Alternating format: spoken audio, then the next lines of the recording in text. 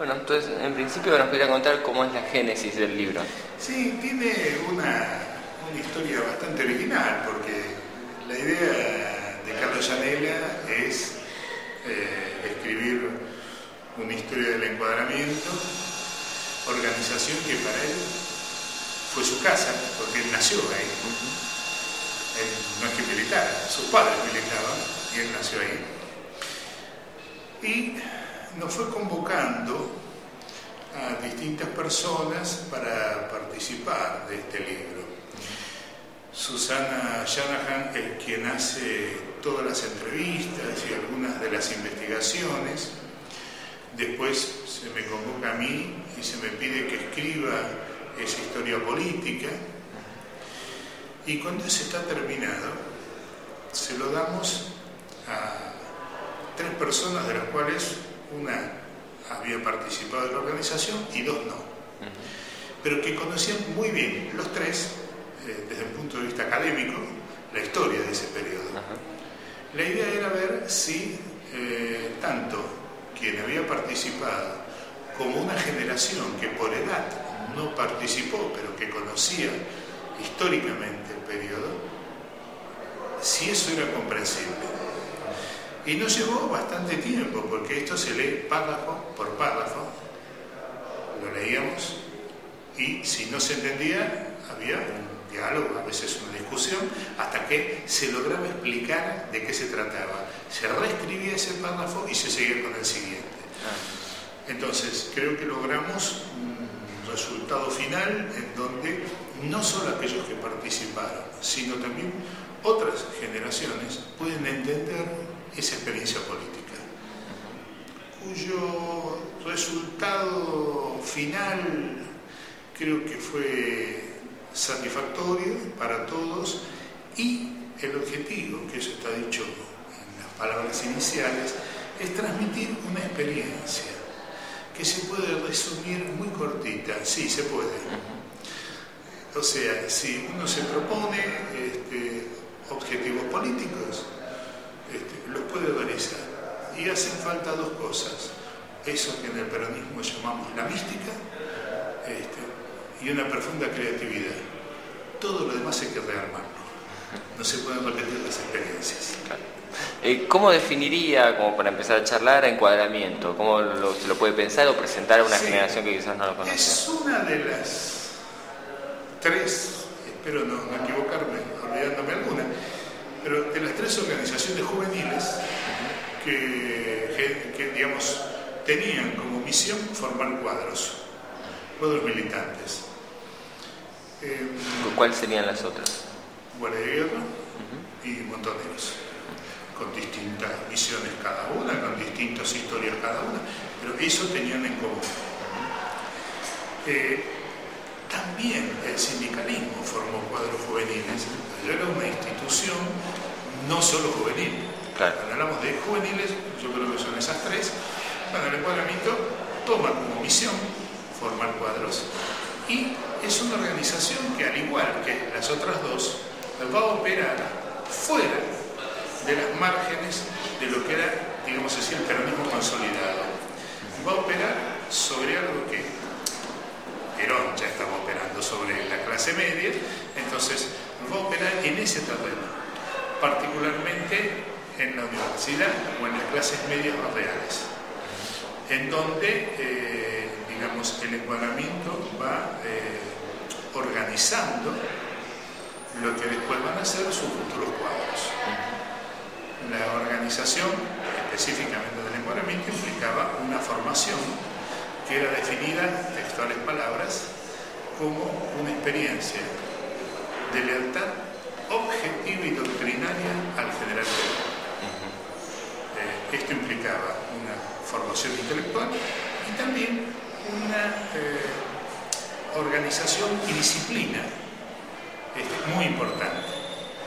La idea era si Perón va a determinar cuáles van a ir siendo las formas que tome la toma del poder en la Argentina, pero para cualquiera de ellas es indispensable una enorme organización y una gran disciplina para poder funcionar en los momentos de riesgo de la manera en que las circunstancias lo indican. no había entrenamiento militar, que esto es algo que a veces se nos pregunta, pero entre otras cosas porque lo que se pensaba era que si llegaba el momento de que Perón planteara que era necesario un enfrentamiento militar, lo más importante no era saber disparar un arma, que eso se puede aprender y no es tan complejo, sino la disciplina que implica saber que uno confía 100% su vida en el que tiene al lado. Por lo tanto, ese que llaman los militares espíritu del cuerpo, eso era lo más importante que había que recrear. Desde el punto de vista de la formación teórica, se planteaba la cuestión de por qué sí o por qué no la lucha armada, qué cosa era el socialismo nacional, una historia del peronismo. Se publicó ya en los años 73, se comienza a publicar lo que se llamaba formalmente Boletín de Difusión Interna, a todo el mundo le dice BDI, en donde, además de todos los discursos de Perón, se planteaban también algunos elementos teóricos de formación, ya sea para profesionales o para los cuadros. Por ejemplo, se planteaba toda la cuestión del manejo de los grandes medios de comunicación, cómo replicaban del diario a la revista, de la revista podía pasar a la radio y a la televisión, todavía no eran parte de una corporación, pero ese juego se daba, e incluso cómo salían al exterior replicando lo que originalmente había salido en un diario, pero después se había reflejado en una revista y que podía salir, como el ejemplo que se cita en el libro, a un artículo en el exterior. Entonces, ese tipo de cosas formaban parte de lo que se consideraba tenía que manejar un cuadro político. De la época también es este espíritu de peronización de las clases medias, y en el libro también hay una marcada discusión y también la participación de sectores trotskistas que se fueron acercando al peronismo. ¿Se nos puede comentar un poco esto? Sí, el origen de la organización es el diálogo entre Juan Bardonevsky, que es el que lo arma, que él venía de la izquierda, de una izquierda que incluso suponía la lucha armada. Él entiende toda una autocrítica después a partir de allí, que tiene que ver con algunas cuestiones teóricas, incluso del marxismo, ¿no es cierto?, de críticas a la concepción de la vanguardia. No hay vanguardia, la clase trabajadora tiene conciencia de esa clase y de su condición revolucionaria, y por lo tanto, si hay cuadros, tienen que estar en el seno de esa clase trabajadora. Eso se va traduciendo en la Argentina, bueno, busquemos dónde está el pueblo, y cuando uno lo encontraba que era peronista. La primera experiencia del encuadramiento es un Bardonevsky que está en ese tránsito hacia el peronismo y que se topa con después un pequeño grupito al poco tiempo de militantes que vienen desenlazados del PC con la crítica trotskista al PC y que entran en diálogo con él. Entonces él, asumiendo lo que es el peronismo, empieza a construir en diálogo con ellos toda una forma de pensar y de argumentar que planteaba esto que vos decías como la peronización.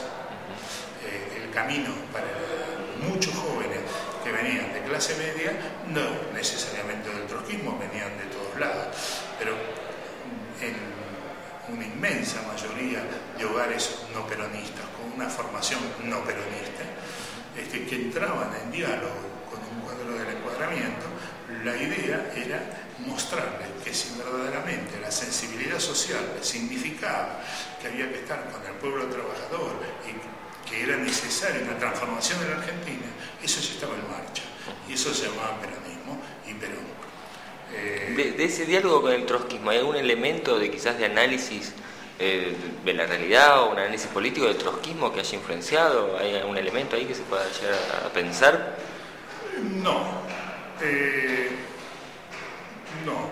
¿Y por qué se acercaban estos sectores? Porque hay como, quizás hay una puntualización. No son solo los únicos sectores. Claro.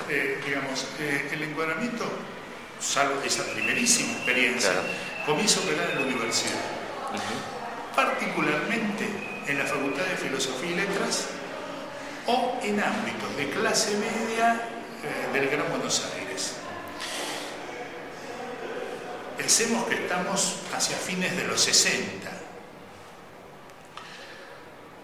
La impronta universitaria era muy grande, incluso en jóvenes que no pasaban por la universidad, pero la impronta ideológica era muy grande. Esa impronta ideológica, en términos muy generales, podríamos decir que, no digo roja, pero gozada por lo menos. O sea, había una suerte de marxismo licuado con trotskismo, incluso con algunos elementos del peronismo, porque no nos olvidemos que grupos peronistas y grupos trotskistas venían dialogando después del 56 permanentemente. Claro. Entonces, la idea del entrismo también, ¿no? Claro, sí. Entonces, todo eso era una mezcla que se daba en donde todo eso servía para que no se hicieran peronistas. Claro. Entonces, el encuadramiento lo que plantea es, bueno, ¿dónde vamos a dar la lucha? En ese terreno. Por eso el tema del nombre que se explica al final. La vida es Perón, porque era organizar la vida, no dar la vida, organizar la vida. La muerte era la dictadura, que nos negaba un futuro, que además nos mataba. Entonces, digo, esta idea de organizar lo que está afuera para meterlo adentro. Ahí había de todo. También había peronistas, jóvenes, que bueno, también se incorporaban. Por distintas razones, ¿sí? Esto se relaciona después con lo que va a ser el trasvasamiento generacional, porque también es una organización juvenil pensada para ese momento en el cual hubiese un diálogo con los dirigentes mayores. ¿Cómo se pensaba que esto podía viabilizarse?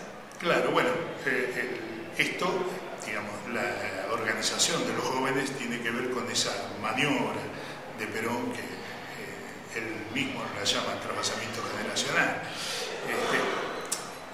que es que entran los jóvenes y la otra parte también, que no tienen un viejo todos los días por la ventana. En el caso del encuadramiento, nosotros como parte de la formación siempre fuimos cuidadosos de que haya una generación mayor que transmita a la gente más joven sus experiencias. De hecho, ahí se cuentan varias, entre otras las de el compañero Montiel, que fuera secretario de Cerveceros en el 43, y que nos contaba lo que pasó el 17 de octubre en la CGT. Fue de los que votó y nos contaba cómo fue al día siguiente, el 17 de octubre. O otras experiencias de compañeros, que el caso del ministro Guardo, que en esa época era diputado, bueno, que nos contaba cómo fue la experiencia de gobierno. Todo este tipo de cosas tenían que ver con esa maniobra a largo plazo que era el trasvasamiento generacional. Ahí lo remarca que nace desde Perón. Quizás un poco también cómo nos puede explicar o presentar la idea de la conducción, que en algunos otros sectores de la juventud de la época fue más discutida y desde encuadramiento había como un planteo distinto. Sí. Perón plantea, después del Colobazo, dice, hay una sociedad que está madura, podemos dar la batalla final.